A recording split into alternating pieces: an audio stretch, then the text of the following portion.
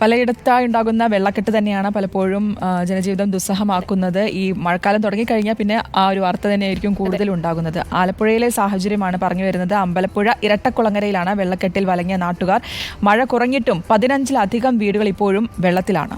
ജനപ്രതിനിധികളും ഉദ്യോഗസ്ഥരും തിരിഞ്ഞു നോക്കുന്നില്ലെന്നാണ് പ്രദേശവാസികളുടെ പരാതി.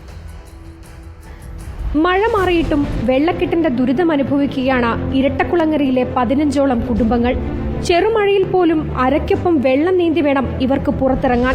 ഓടയില്ലാത്തതിനാൽ വെള്ളം ഒഴുകിപ്പോകാൻ മാർഗമില്ലാത്തതാണ് ഈ ദുരിതത്തിന് കാരണം. സ്കൂൾ കുട്ടികളടക്കം ഈ വെള്ളം താണ്ടി വേണം സ്കൂളിലേക്ക് പോകാൻ. കിഴക്ക് ഭാഗത്തു നിന്നും ഒഴുകിയെത്തുന്ന മലിനജലം കെട്ടിക്കിടന്ന പകർച്ചവ്യാധികൾ പടരാനുള്ളൊരു സാധ്യതയും ഏറെയാണ്. എന്നിട്ടും ആരോഗ്യവകുപ്പ് ഇവിടേക്ക് തിരിഞ്ഞു നോക്കിയിട്ടില്ല. കെട്ടിക്കിടക്കുന്ന വെള്ളം നീക്കണമെന്നാണ് നാട്ടുകാരുടെ ആവശ്യം.